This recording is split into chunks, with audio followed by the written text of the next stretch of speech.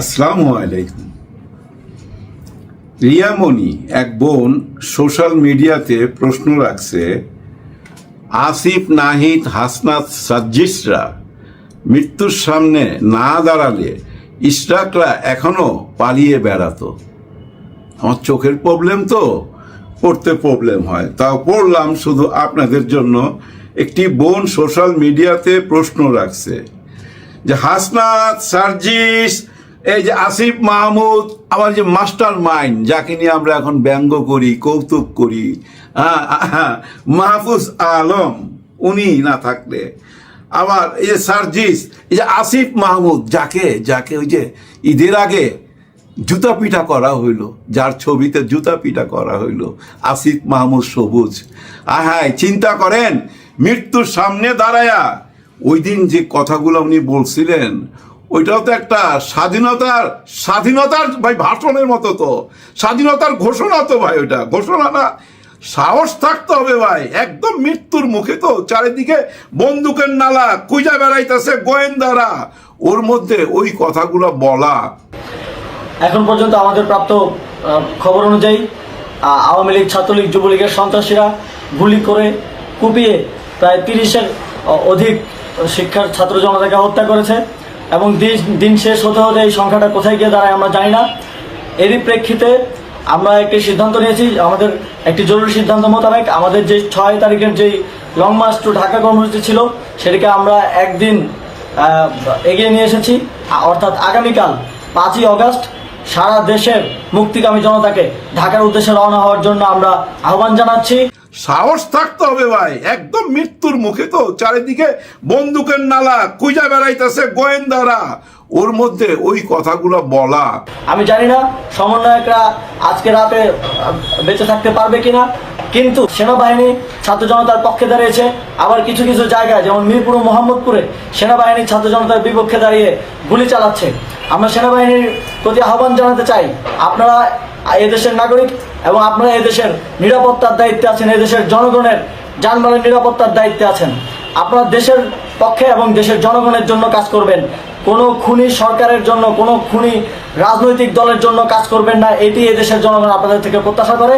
আর 5 তারিখে সবাই মাঠে নেমে যাওয়া আর তাকেই জুতা পেটা করা, তাই না? ব্যাপারটা কোন পর্যন্ত এইসব পৌঁছাইছে, সময় দেখেন কিভাবে বদলাইতেছে, কিভাবে আমরাও বদলাইতেছি, চেঞ্জ হয়ে যাচ্ছে সব কিছু। আচ্ছা, এরা নাকি বহু টাকার মালিক, অনেকে বলে, অনেকের অভিযোগ। হ্যাঁ, এই যে নাহিদ ইসলামের নাই, উনি তো ভাই বুঝছেন, ওই যে মনে আছে ওনার এই সাইডটা মাইলা থেতা কইরা ফেলাইছিল ভাই, থেতা কইরা ফেলাইছিল। হ্যাঁ, আপনার আমার দেশি মাহফুজ আলমের বিরুদ্ধে উনি নাকি তদবির করে টাকা পয়সা বানাইতেছে। আর অভিযোগ আছে যে আসিফ মাহমুদ সজীব, ওনার পিএ, ওনার নাকি 200-300 টাকা মাইরাই দিছে। এটা তাড়াতাড়ি সামনে আনা উচিত তো ভাই। দুদকের উপরে ছাইরা দিছে, আর দুদক ভাই বুঝছেন কচ্ছপের মতো আগায়, তো বহুত স্লো। এগুলো তাড়াতাড়ি ভাই আমাদেরকে জানান, আমাদেরকে জানতে হবে এগুলো কি সত্যি কিনা। অনেকেই নাকি এদের মধ্যে বিদেশে বাড়ি গাড়ি কইরা ফেলাইছে। আবার ওই যে আসিফ নজরুল স্যার আমাদের, উনি টিচার তো ভাই, আইনের টিচার, এই সরকারের সাথে আছে। ওনার বউ বাচ্চা নাকি বিদেশে, এবং বিদেশে নাকি ওনার বাড়ি আছে। উনি গত পরশুদিন অনলাইনে কোনো একটা জায়গায় ইন্টারভিউতে বলতেছিলেন, চ্যালেঞ্জ করতেছিলেন, যারা এইসব বিশ্বাস করবে তারা শয়তানের দলে। ওনারা প্রমাণ কইরা দেখ কোথায় আমার বউ বাচ্চা আমেরিকাতে আছে, আমার আমেরিকার বাড়ির একটা ছবি দেখাক না অনলাইনে। ওনারা তো অনুসন্ধান করতে পারে সব কিছু, তাহলে এই সত্যটা দেখাক। এবং বিদেশে কোন ব্যাংকে আমার একটা অ্যাকাউন্ট আছে আমার নামে, আমার বোন নামে, উনি চ্যালেঞ্জ করছে। উনি বলতেছে আমার ওয়াইফ চাকরি করে 8 বছর যাবত, ওই প্রতিষ্ঠানের নামও বলছে। এবং ওনার বাচ্চারা যে স্কুলে পড়ে, বলছে ওই স্কুলের টিচারদেরকে জিজ্ঞাসা করেন ওদেরকে কোনো ক্লাস মিস আছে কিনা, ওরা তো এভরিডে ক্লাস করতেছে বাংলাদেশে। তাহলে কোথায় আমার বিদেশে কি? আর আমি যে ঘুষ নেই, প্রচুর টাকা আমি বানায় ফেলাইছি, সেটার প্রমাণ করেন। সত্যি প্রমাণ করা উচিত তো ভাই সবাই। এই যে আমাদের একজন বিখ্যাত সাংবাদিক আছেন, জুলকার নাইন শাহের, ওনার নাম বোধহয়, নামটা ঠিক বললাম কিনা সরি, মাফ করবেন। উনি খুবই অনুসন্ধানী একজন সাংবাদিক। উনি কিন্তু বাইর করে ফেলাইছেন লন্ডনে স্যার যে হোটেলে ছিল, ডক্টর মোহাম্মদ ইউনূস স্যার যে হোটেলে ছিল, ওই হোটেলের বিল বাই করে ফেলেছে, বিলের কাগজপত্র 3 কোটি 3.5 কোটি টাকার একটা বিল। হ্যাঁ, কোন রুমের কত বিল, কত কইরা ছিল, স্যার যে রুমে ছিল ওইটা ছিল 10 লাখ কইরা। কে কি খাইছে, প্যাটিস খাইছে না বার্গার খাইছে, চা খাইছে, দুধ খাইছে, যা খাইছে ফল ফ্রুট সব কিছু মিলায়া ওই বিলটা উনি আবিষ্কার কইরা দেখাই দিছে। থ্যাংক ইউ ভাই, থ্যাংক ইউ। হ্যাঁ, ওনার সাহস আছে ভাই, কারণ এর আগেও আমরা দেখছি গত স্বৈরা শাসকের আমলেও উনি একটা অনুসন্ধানী রিপোর্টের সঙ্গে জড়িত ছিল। আমাদের সাবেক সেনাপ্রধান আজিজ এবং ওনার ভাইদেরকে নিয়ে একটা অনুসন্ধান রিপোর্ট হয়েছিল না আল জাজিরা থেকে, ওইটার সঙ্গে উনি জড়িত ছিলেন। ওনার বডিতে ক্যামেরা ট্যামেরা লাগানো থাকে, তো ওগুলা কিন্তু আমরা দেখছি যে হারেসের সঙ্গে কথা বলতেছে, আর্মস নিয়া ডলার নিয়া বিভিন্ন জায়গায় ঘুরা ঘুরা, ওইটা নিয়েই কিন্তু উনি পপুলার হয়ে গেছেন। ওনার কাছে আমার দাবি, আসিফ নজরুল সাহেবের এইটা আপনি বাইর করেন, এটা আপনাকে আমি দায়িত্ব দিলাম, সত্যি ভালোবাসার জায়গা থেকে দায়িত্ব দিলাম। আপনি তো সাংঘাতিক বড় সাংবাদিক, আপনি সত্যি সত্যি তো একজন অনুসন্ধানী সাংবাদিক। স্যার কোন হোটেলে ছিল ওইটা কাগজপত্র পর্যন্ত বাইর করে ফালাইলেন, তাইলে এইটা বাইর করেন, দেশের স্বার্থে কিছু কাজ করেন। আর উনি যে 3.5 কোটি টাকা খরচ করে ওইখানে ছিলেন, বিনিময় কিছু আনতে পারলেন কি না সেটাও লেখেন। ওই যে আমাদের ভূমিমন্ত্রী যিনি ওই যে জুতা পরেন, 5-6 লাখ টাকা দামের জুতা পরেন, উনার নাকি ওইখানের বাড়ি গাড়ি সব জব্দ করছে, ব্যাংক অ্যাকাউন্ট জব্দ করছে, কত কোটি টাকা জব্দ করলো, মানে কত কোটি পাউন্ডের সম্পত্তি জব্দ করলো। ওইটারও কিছু প্রমাণ আপনার কাছে আশা করি, ওইটাও দেখান, তাই না?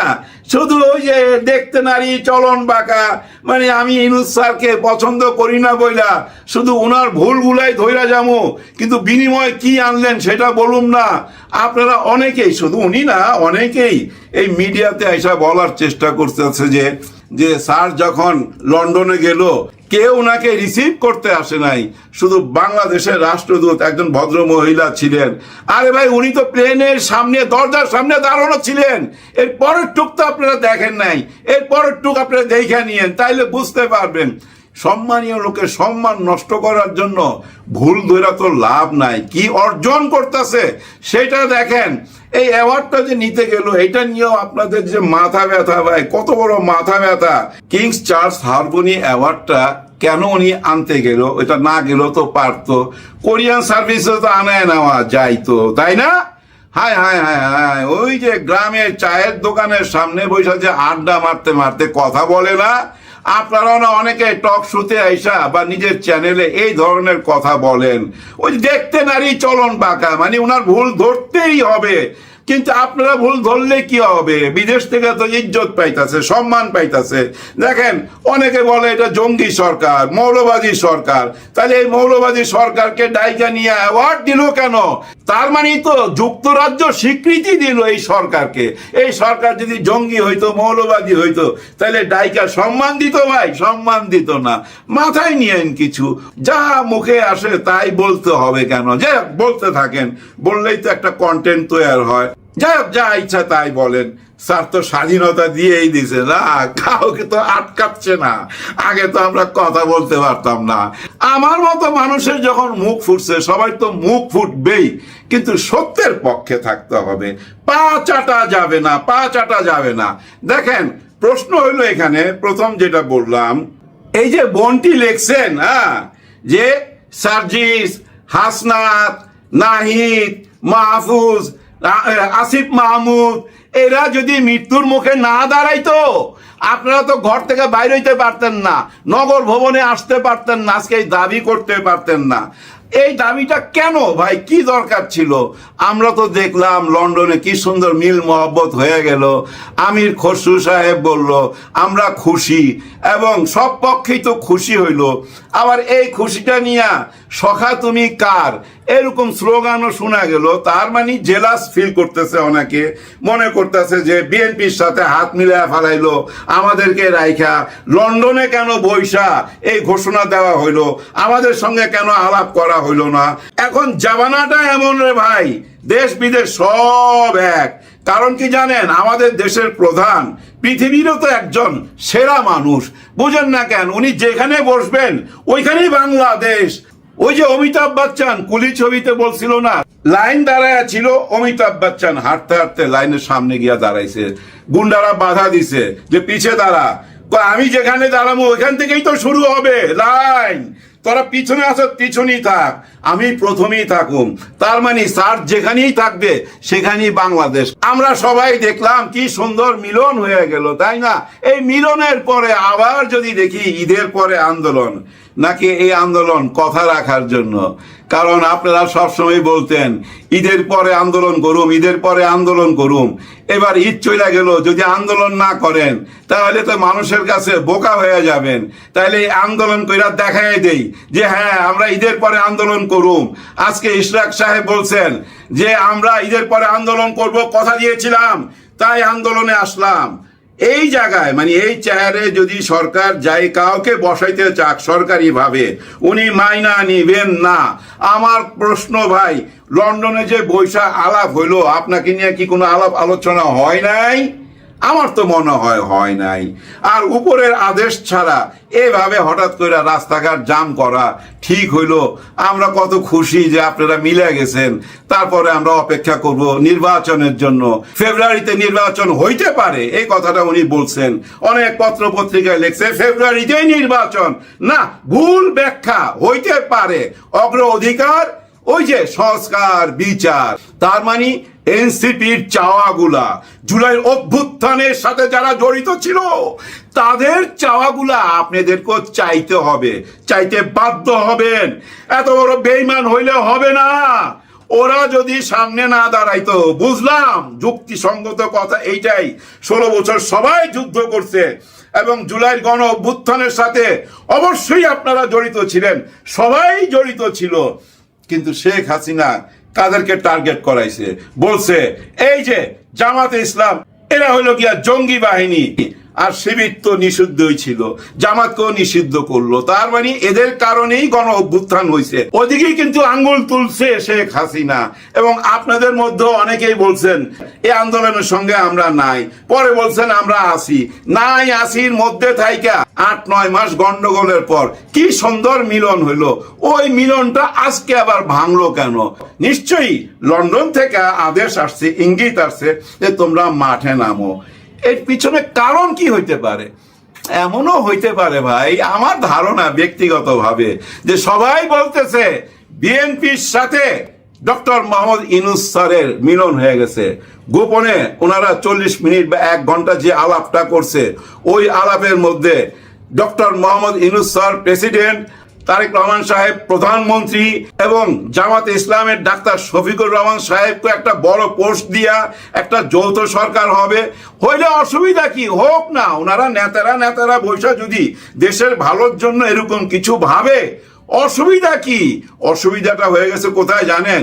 এই যে মাঝখানে আমরা যারা কথা বলি ইউটিউবে, আমরা চাইতেছি ভেজালটা লাইগা থাকুক। কেন ওনাদের মিলন হইলো? এবং আন্দোলনে কেন নামবে না? আন্দোলনে না নামলে তো বিএনপি হাইরা গেল। ওরা কথা দিছিল ঈদের পরে আন্দোলন করবে, এগুলো বইলা উস্কাইয়া দিছি তো। এই যে আমাদের দেশে কিছু বুদ্ধিজীবী ইউটিউবার আছে, এরা উস্কাইয়া দিছে ভাই। আরে ভাই, তোরা যদি মাঠে না নামস তোদের ইজ্জত থাকবো না। কারণ তোরা তো কইছিলি ঈদের পরে আন্দোলন, ওই আন্দোলন তো করতে হবে। আজকে এই আন্দোলনে বক্তব্য রাখতে গিয়া ইশরাক হোসেন সাহেব, আপনি সত্যি সীমা লঙ্ঘন করছেন। আপনার কথাগুলা সবাই শোনা উচিত।